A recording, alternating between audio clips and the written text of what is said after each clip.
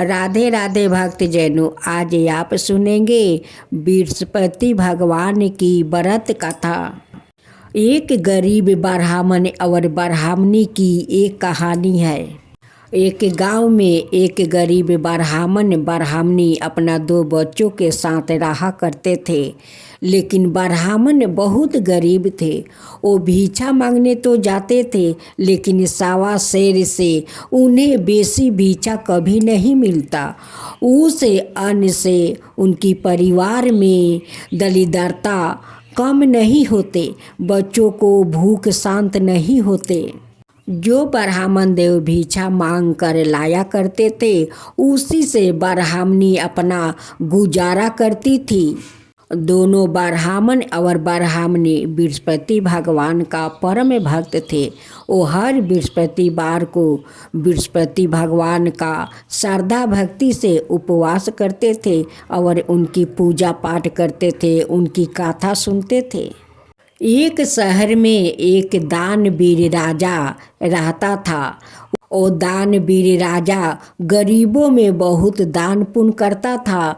सभी ने ब्राह्मणों को सेवा करता था। एक दिन राजा साहेब अपना सेवक से बोलते हैं कि जाओ सारा गांव में ढिढोरा पीट दो, सारे गरीब आकर मेरे महल से अन्न और वस्तु ले जाए।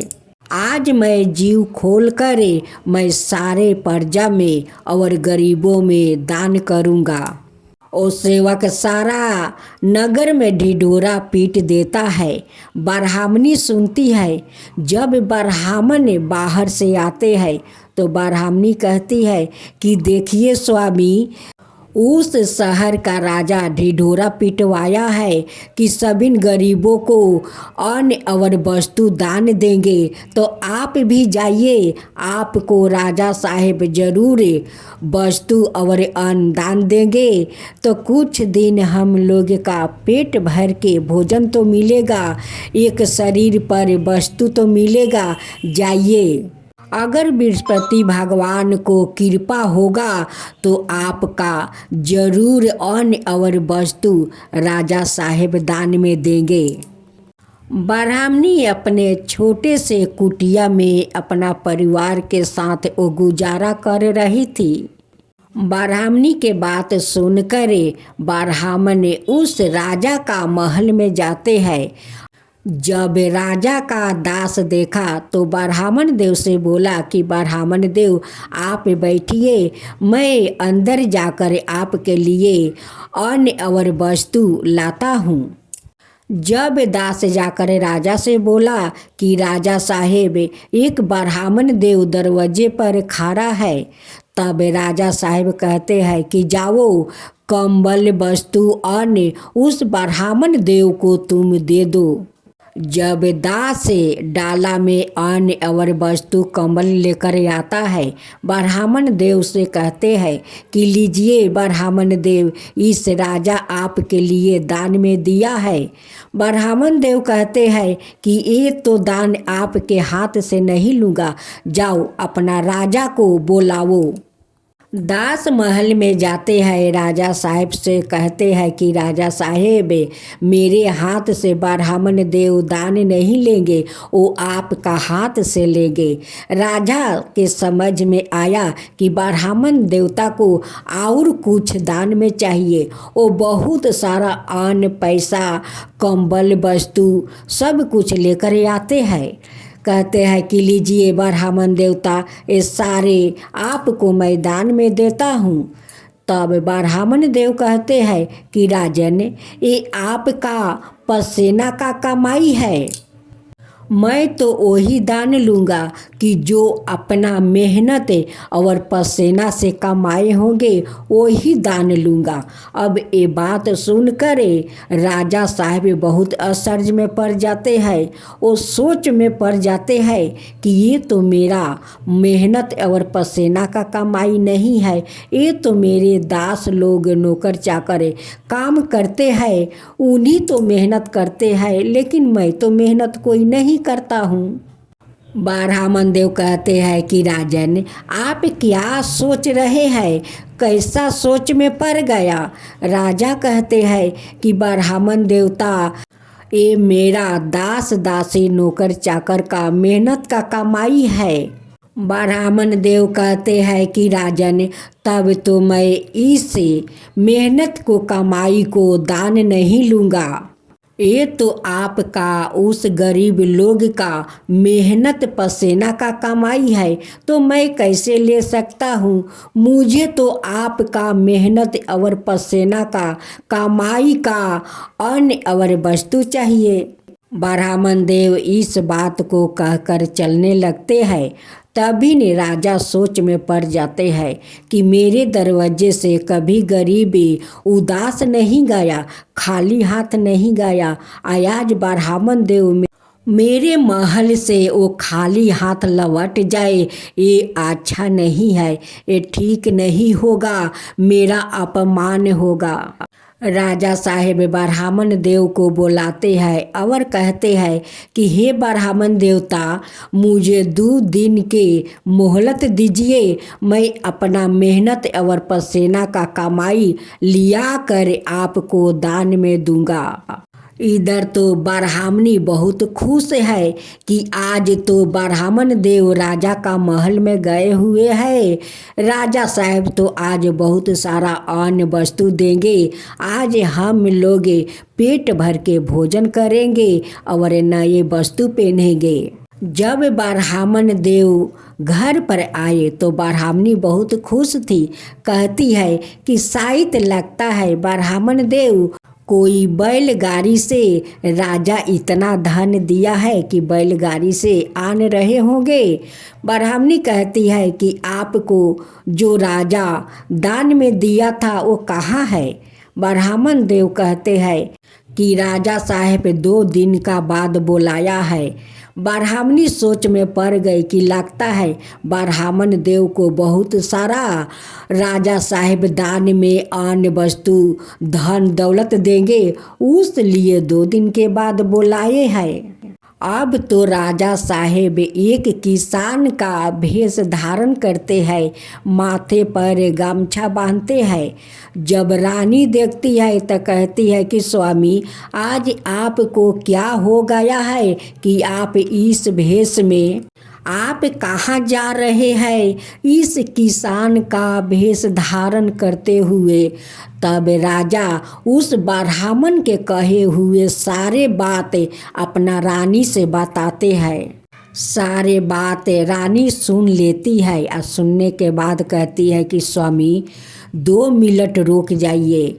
वो रानी महल में जाती है, वो भी एक पुराना साड़ी पहन लेती है, एक किसान का पत्नी साज लेती है और आकर कहती है कि स्वामी आप अकेला क्यों जाएंगे, आपके साथ मैं भी चलूँगी और मेहनत भी करूँगी।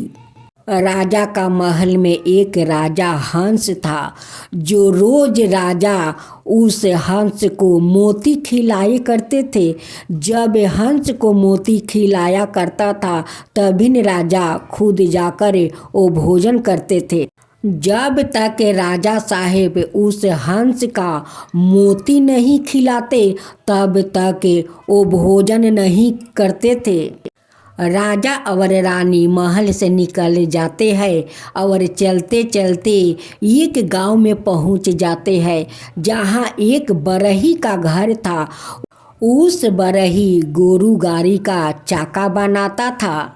वहाँ पर राजा और रानी जाकर कहते हैं कि भाई मुझे कुछ काम मिलेगा, और उस बरही का नौकर का ज़रूरत था। रानी कहती है कि भैया मुझे भी काम दीजिए, मैं भी काम करूँगी। बरही राजा साहेब को हाथ में एक करात धराते हैं और कहते हैं कि उस काठ को चिराई करना होगा और उस काठ से गोरू गाड़ी का चाका बनाना होगा। रानी कहती है कि भाई मैं कौन सा काम करूं। बरही कहता है कि बहन, उस लोहा को जो रिंग है उस पर तुम्हें भट्टी लगाना है, वो लोहा को लाल करना है। जब लाल हो जाएगा तो इस गोरू गाड़ी का इस चाका पर वो लोहा को चढ़ाना होगा। राजा और रानी कभी अपना महल में हाथ से भोजन नहीं किए। वो सोना का थाल में और सोने के चम्मच से वो भोजन किया करते थे। उनकी तो नरम नरम कलाई था और उन्हें जाकर बरही के घर में वो लोहा गर्म करना पड़ा। राजा को काठ चिराई करके गोरू गाड़ी का चाका बनाना पड़ा। बरही कहता है कि भाई देखो, तुम दोनों को मैं ज़्यादा पैसा नहीं दूंगा। राजा कहते हैं कि जो भी दीजिए वही मेरा मंजूर होगा। राजा और रानी कड़ी से कड़ी दोनों मेहनत करने लगते हैं। सुबह से शाम तक दोनों बहुत मेहनत करते हैं। मेहनत करते करते रानी का हाथ में छाला पड़ जाते हैं, राजा का हाथ में छाला पड़ जाते हैं, गोर में ठोसा पड़ जाता है, रानी के हाथ जल जाते हैं। फिर भी राजा रानी अपना मेहनत नहीं छोड़ते हैं। उस बरही का घर में मन लगा कर दोनों काम करते हैं। काम करते करते 2 दिन बीत गया। तब राजा और रानी कहते हैं कि भाई, हम दोनों तो बहुत मेहनत लगन से आपका घर में काम किया है। बरही कहता है कि हाँ, आप दोनों मेहनत और पसीना बहाकर काम किया है तो मैं ज़्यादा पैसा तो नहीं दूंगा। जब शाम हो गया तो दोनों अपने महल लौटने के लिए तैयार हो गया। बरही दोनों को 4 पैसा देते हैं। राजा हाथ पसार कर वो 4 पैसे ले लेते हैं। जो भी पैसा है ये हमारा मेहनत और पसीने का पैसा है।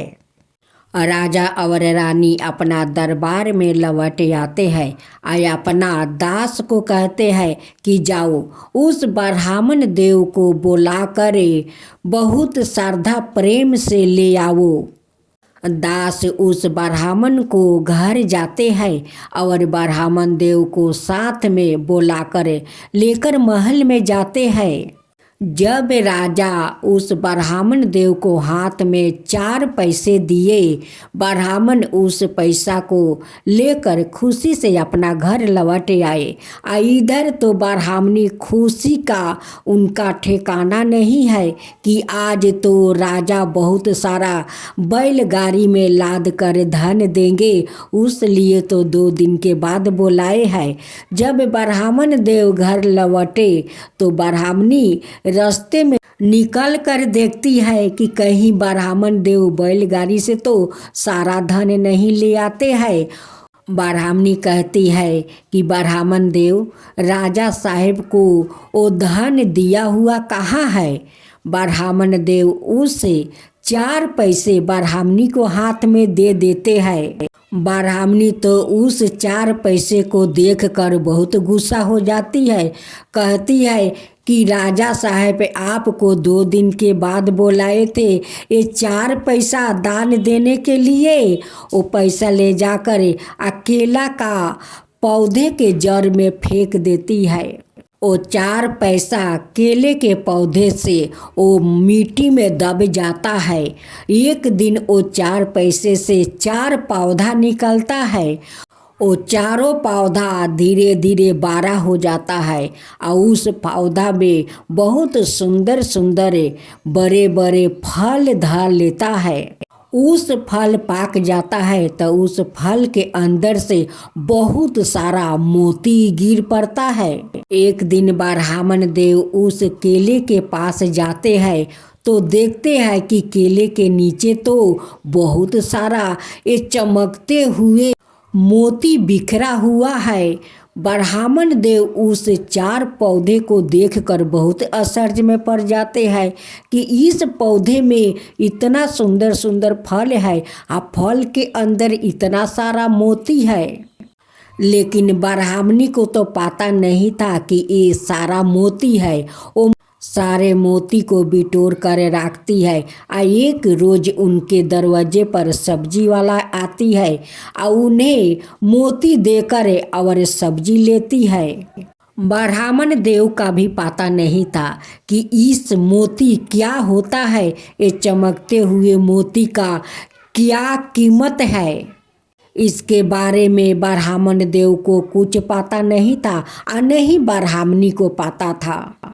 ब्राह्मणी रोज के तरह उस मोती को बिटोर कर रखती है और रोज सब्जी वाली आती है और उसे मोती देकर और सब्जी ले लेती है।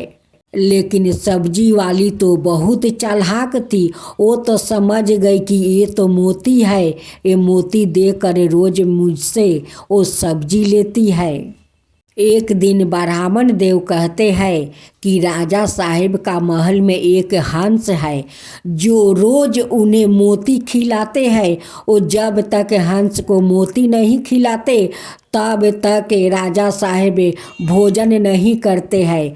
बहुत सारा मोती बिटोर कर ब्राह्मण झोली में भर लेते हैं और उस राजा को दरबार में जाते हैं कि जाकर मैं राजा को ये मोती दी आऊँ। राजा का घर में एक दास था जो बहुत बेईमान था, लेकिन राजा का पता नहीं था। जब राजा बाहर में राजा रानी मेहनत करने चले गए, 2 दिन में उस दास ने सारा राजा का धन संपत्ति अपना घर में भर लिया और राजा का महल कंगाल बना दिया। जब ब्राह्मण देव राजा का दरबार पहुँचे तो देखे कि राजा रानी बहुत उदास है। राजा उदास होकर बैठे हैं। तब ब्राह्मण देव उस राजा से कहते हैं कि राजा साहेब, आप उदास क्यों बैठे हो। तब राजा साहब के आँख में आंसू भर आता है और अपना सारे वृत्तांत उस ब्राह्मण से कहते हैं। ब्राह्मण देव सुनकर बहुत दुखी हुआ और कहने लगा कि राजन, देखिए, ये मेरे झोले में बहुत सारा मोती है, ये मोती अपना हंस को खिला दीजिए।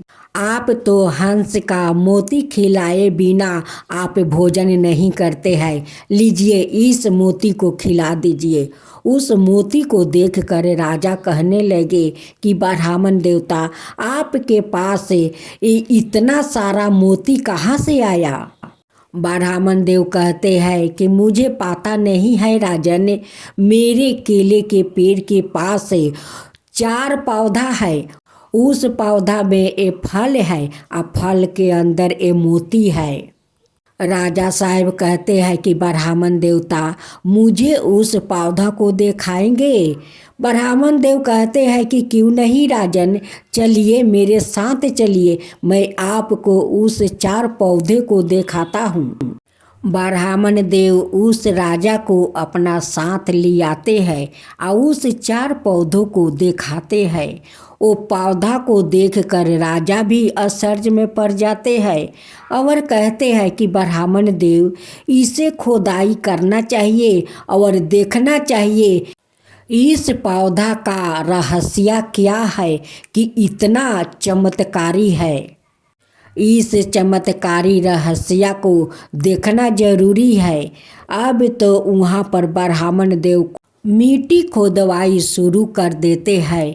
खोदते खोदते बहुत नीचे जाते हैं। वहाँ पर ब्राह्मण देव और राजा क्या देखते हैं कि बृहस्पति भगवान वहीं पर सोए हुए हैं और वहाँ पर से 4 पैसे से ये चमत्कारी ये पौधा निकला है। ब्राह्मण देव और राजा दोनों वो बृहस्पति भगवान को हाथ जोड़कर नमन करते हैं और बृहस्पति भगवान से पूछते हैं कि भगवान, ये 4 पौधों का रहस्य क्या है। तब बृहस्पति भगवान राजा और ब्राह्मण से कहते हैं बृहस्पति भगवान राजा से कहते हैं कि राजन, ये 4 पैसे को देखते हो, एक दिन ये 4 पैसा आप मेहनत और पसीना बहा कर आप दोनों पति और पत्नी मेहनत करके ये 4 पैसा कमाया था और उस पैसा को आप दोनों ब्राह्मण को दिए थे। ब्राह्मण अपना ब्राह्मणी को दिए थे। ब्राह्मणी इस केले के पौधे के जड़ में वो फेंक दी थी। आज उसी 4 पैसे के ये 4 पौधा है। और देखिए राजन, जो मेहनत का कमाई में सुख मिलता है वो बैठ कर औरों के कमाई में सुख नहीं मिलता है राजन। देखिए आपका ये मेहनत का 4 पैसा है। ये 4 पैसा में देखिए ये कितना चमत्कार हुआ है। तो यही है मेहनत के कमाई का पैसा। जो अपना मेहनत में सुख मिलता है राजन, वो और के कमाई में नहीं मिलता है। राजा हाथ जोड़ कर कहते हैं कि भगवान, मेरा आँख तो खुल गया, मैं समझ गया कि मेहनत का कमाई में जो सुख मिलता है, सगुन मिलता है, वो औरों को कमाई में नहीं मिलता है। अब मैं अपना घर में खुद कमाऊंगा, खुद मेहनत करूंगा। बृहस्पति भगवान कहते हैं कि राजन, इस पौधा मैं इसलिए दिखाया था कि आपको आँख खुले, अपना राजपाट पर ध्यान दे और कोई को आशा मत करे। देखिए आज आप दूसरों को मेहनत करवाए तो वो मेहनत तो लेकर चला गया। उस लिए आप खुद मेहनत करिए और सुख से अपना महल में रहिए। सारे रहस्य बताकर बृहस्पति भगवान अंतर ध्यान हो जाते हैं। राजा जाकर महल में अब खुद मेहनत करने लगे। आगे जैसे अपने राजपाट फिर से बना लिया।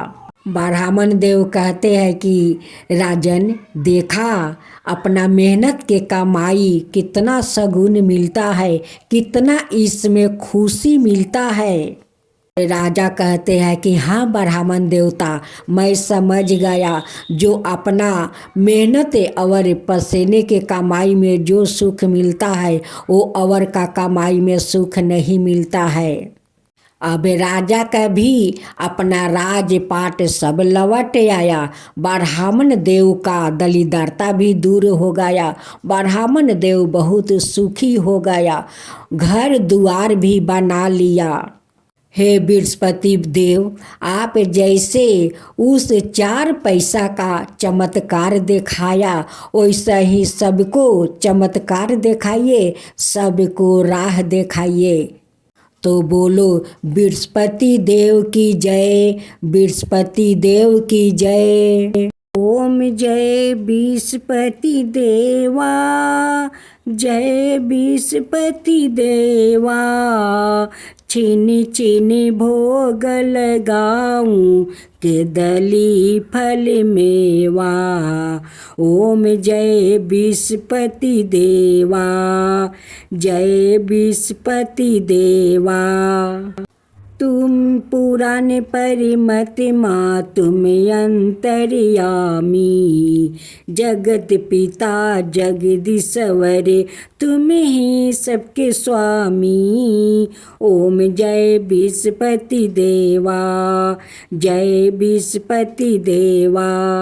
चरना रीत निज निर्मल, सबके पातक हरता, सकल मनोरथ दायक, कृपा करो भक्तो।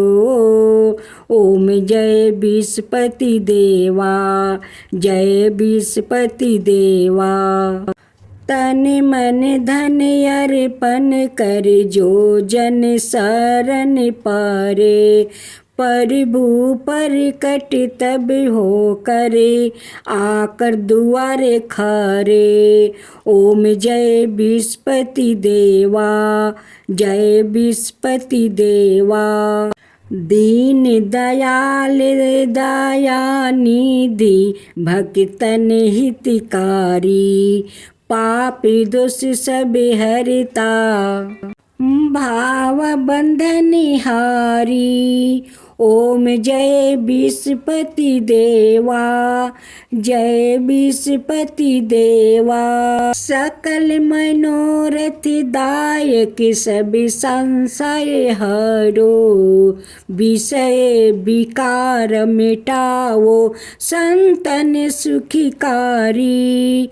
ओम जय विष्णुपति देवा, जय विष्णुपति देवा। जो कोई आरती तेरी प्रेम सहित गावे, जेठाय नंदय नंदन कर सो निश्चय पावे। ओम जय विष्णुपति देवा, जय विष्णुपति देवा। सब मिलकर बोलो विष्णुपति भगवान की जय, विष्णुपति देव की जय।